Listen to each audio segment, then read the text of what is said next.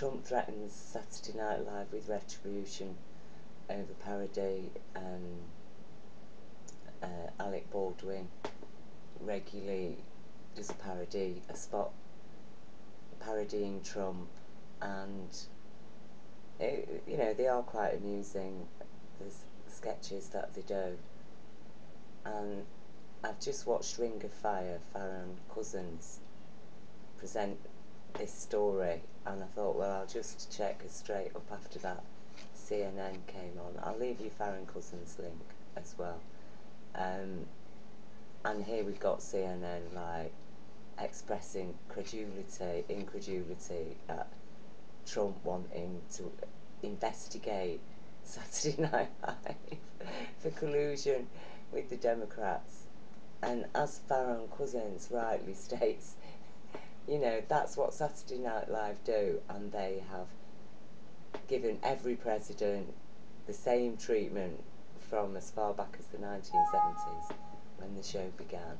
So it's really ridiculous that he's come out with this, and here they all are having a laugh and a joke about it. And don't forget MSNBC and I think CNN, various of these news medias have had psychiatrists appearing on the show questioning Trump's sanity, and they're all having a laugh at him about the wall and the fact that, you know, he's declared this state of national emergency, and he shut the government down over the need for this wall and the caravan and all of these things. So everybody is thoroughly aware that Trump is on many levels quite unhinged and divorced from any true sense of the real world and what's really happening in real people's lives, you know.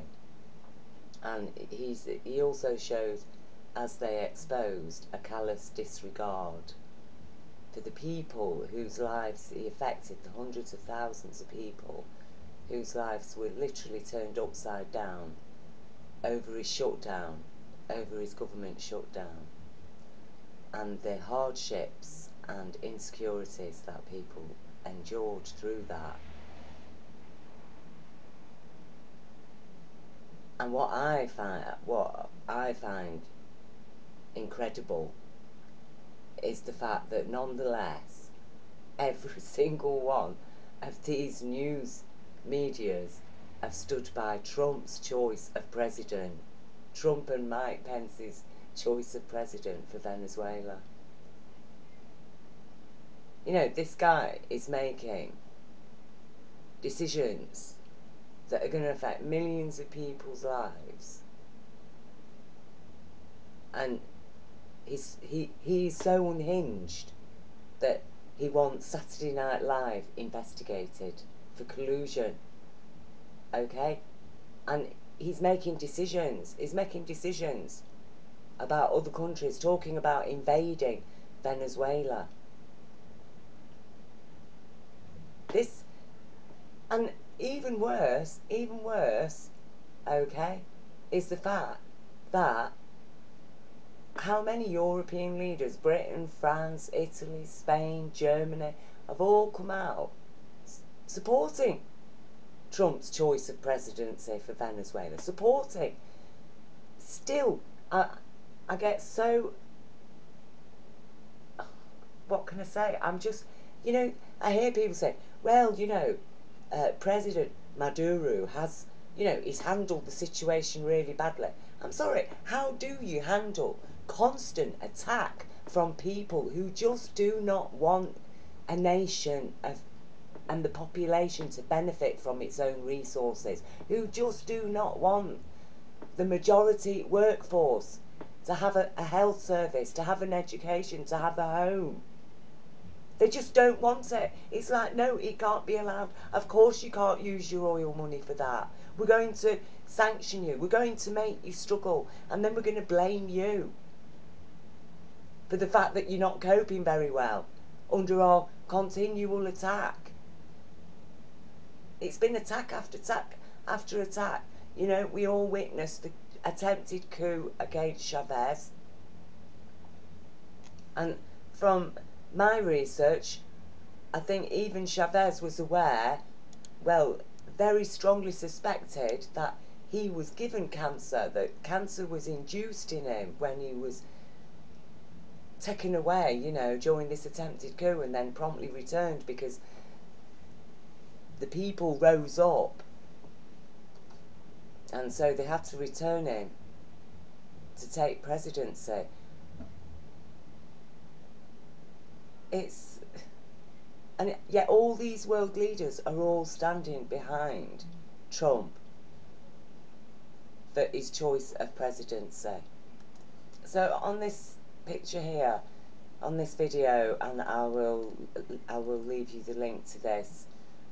I mean, this guy is absolutely fantastic. He's spoken at the UN, and these are the countries that are standing with him, and it's so sad. I mean, my heart is breaking. I feel heartbroken to witness what is happening to this country, to these people, these group of people that are standing with him. You know, the Venezuelan government, they're just saying, look, he's got his little book, the Constitution, and it's fair. You know, that's all they're asking, for some fairness.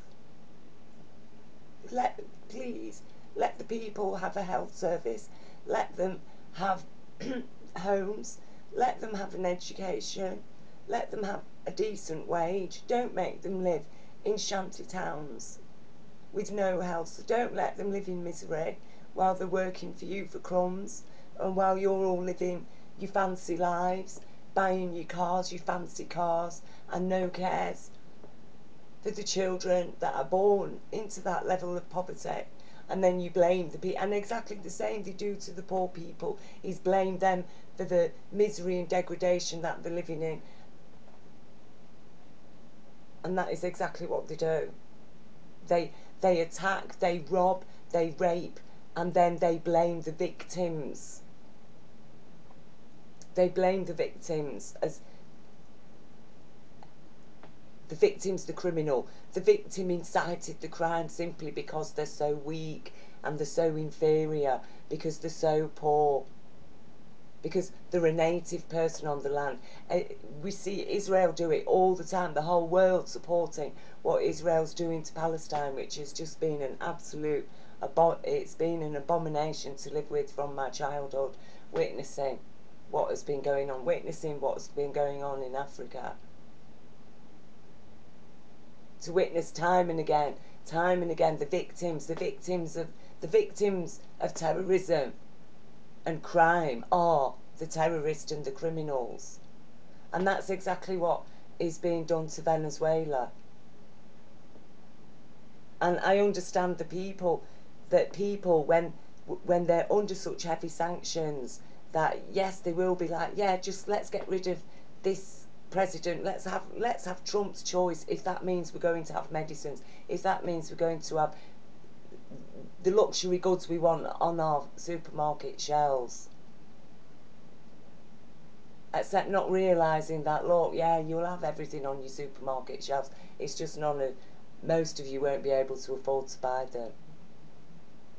Because even before Chavez came into power, Venezuela's oil was owned by Venezuela. It wasn't owned by any private corporation. It wasn't owned by America.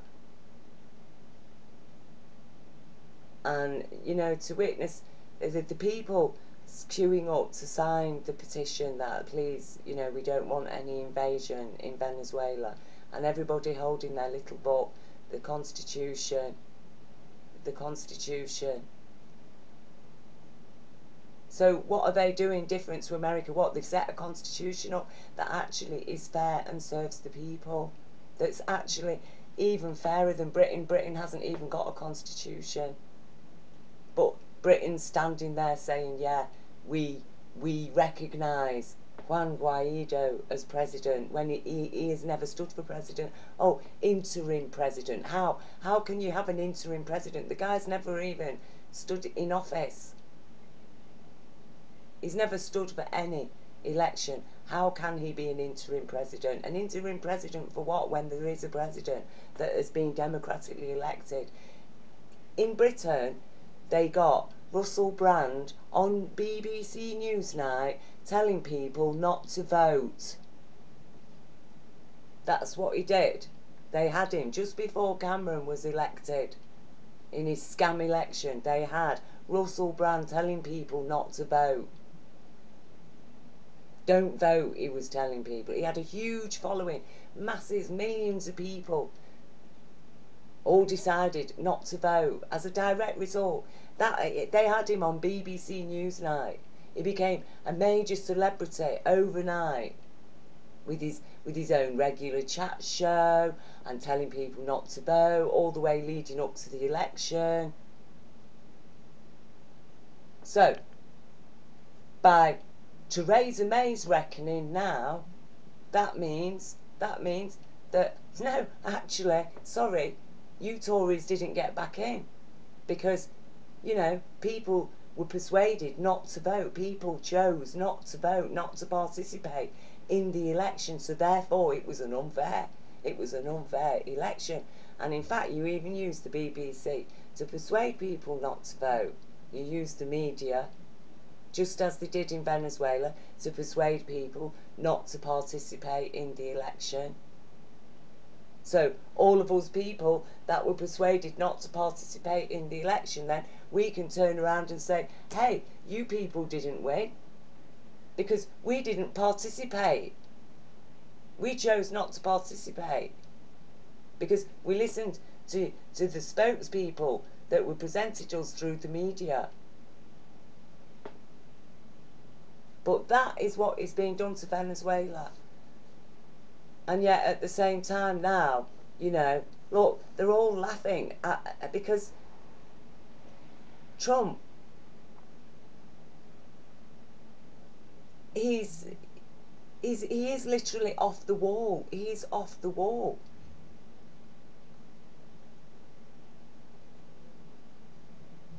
It's like,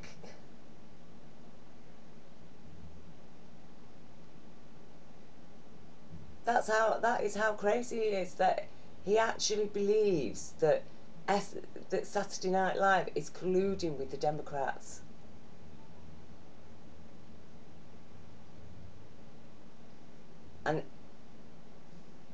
And so what? So we can trust his administration. Don't forget, these are people that he has chosen.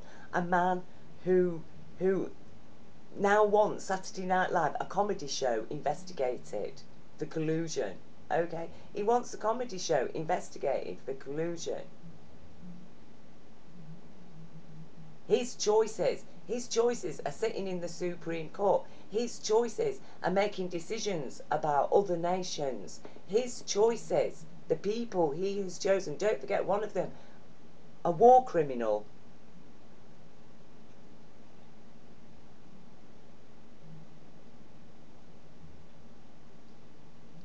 Uh, and these people are laughing. They're laughing about, oh, how silly it's. Oh, isn't it silly? No, you people are silly. You people are silly. You're all silly because on one minute you're laughing at him for the ridiculous things that betray that he obviously isn't of sound mind. But then on the one hand, you're all standing with him and saying, oh yeah, he's absolutely right about Venezuela. Seriously, none of you are right about Venezuela, none of you. And the Democrats in America, seriously, I've got no time for none of you because barely a one of you has come forward to outright state that what is happening there is wrong. You know, even Bernie Sanders has fudged it. It's absolutely disgusting. It really is. It is disgusting. And it makes me feel concerned actually because then I start to think, what, all these professional people following this madness just spouting absolute packs and packs and packs of lies, but then having a laugh at how crazy the president is and his crazy decisions. And and they were all quick to criticise him for leaving Syria, weren't they? You know, for pulling out of Syria, which I thought was actually one decent thing that he did. I thought, well, yeah, just leave Syria, okay. But no, no, no, they were all there, weren't they? Because they work for the establishment, and they work to keep him in check, don't they? For the establishment, and that's who he's employed by. And if he gets a bit out of hand because he's that type of personality, then sorry, yeah, the media here to keep you in check. Yeah, sorry, Trump, you're staying in Syria.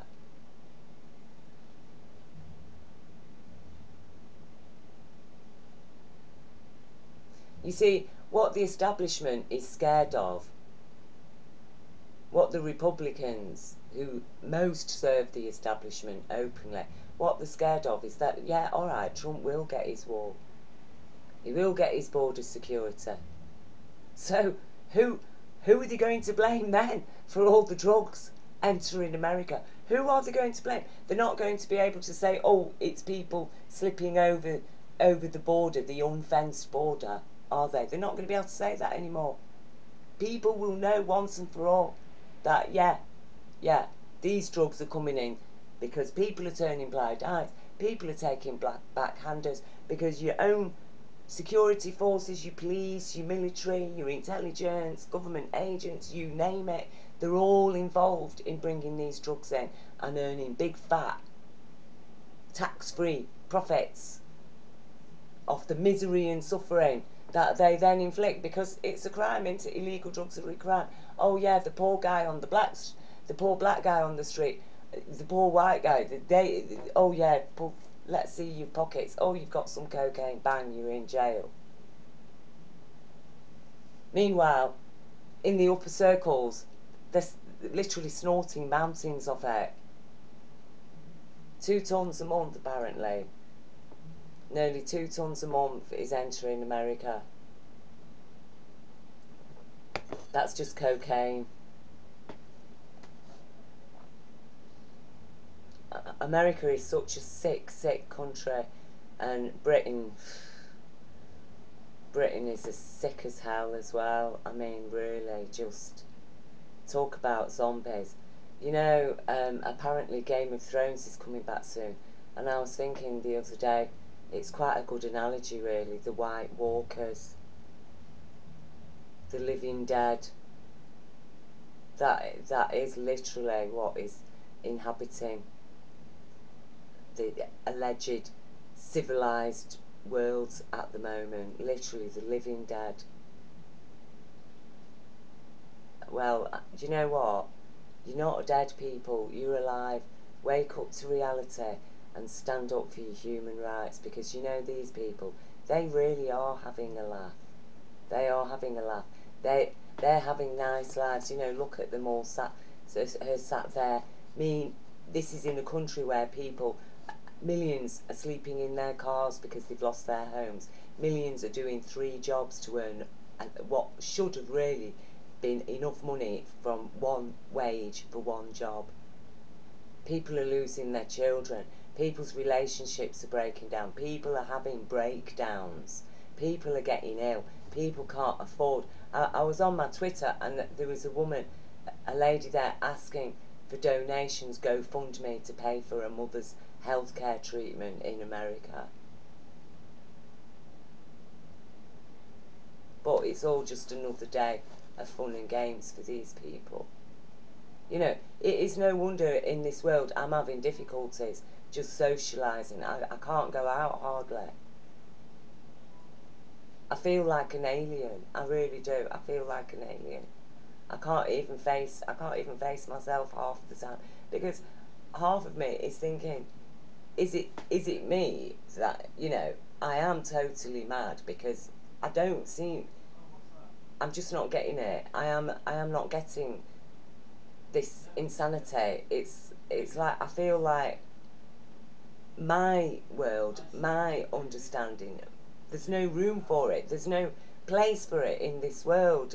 I'm just nothing. And I can't, when I'm speaking to people, you know, it's like I might as well be invisible, because who are they talking to? Because they don't know me. They don't want to know me. They don't accept my experiences. They don't accept my intelligence. They don't, not on any level. Not on any level. The authorities that I'm writing to about real serious risk to children, it's like, oh yeah, sorry, it isn't in our remit. And it's like, look, are you a human being? Are you not bothered about this? And you've got some power to do it. I haven't got any power. That's why I'm writing to you as an authority, to help traffic children, to do something to stop this crime, to prevent it, to protect children. Do something, because it's a serious issue. Thousands of children are being trafficked into Britain every year to suffer all kinds of abuse. Thousands of children are going missing from care every year. Babies under the age of 1. 200 a year on average. Nobody's doing anything about it. But, you know, we'll have a laugh at Saturday Night Live, then we'll have a laugh about Trump calling it collusion, but then the whole world, or, you know, the so-called credible world, the powerful world of leaders, will all stand behind Trump's and his administration's choice of president, because there's an establishment behind them that's clicked its fingers and said, yeah, come on, we are not going to allow Venezuela to be a shining example of a socio-capitalist nation. Because no matter how much they'd like to say that what's happening in Venezuela is communism, it isn't, is it? It isn't. It's a long way from communism. So what is it then? Because it's not just socialism, is it? Private businesses aren't banned, are they? So it is socio-capitalism, you see, and they do not want Venezuela, any nation that supports the social aspect of our humanity. We're not just all born to run in a race, and anybody who isn't fit to run in that race is like, yeah, sorry, yeah, you've got a conscience, you've got compassion, yeah, you're not going to be able to succeed, because you've got to be ruthless if you want to become a billionaire in this world. And then, you know, you get a billionaire like George Soros, who, you know, tries to do something, gives back some of his billions, 18 billion he's donated, to try and do something good in the world. Oh wow, you know, he's the devil incarnate.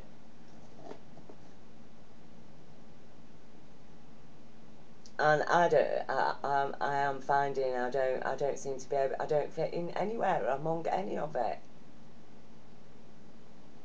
You know, the Christians don't like what I have to say about Jesus. The Jews don't like what I have to say about Jesus and Prophet Muhammad. Most of the Muslims, especially Saudi Arabia, doesn't like what I've got to share about Prophet Muhammad, what I experienced. The people who don't believe in God don't like what I've got to say. You know,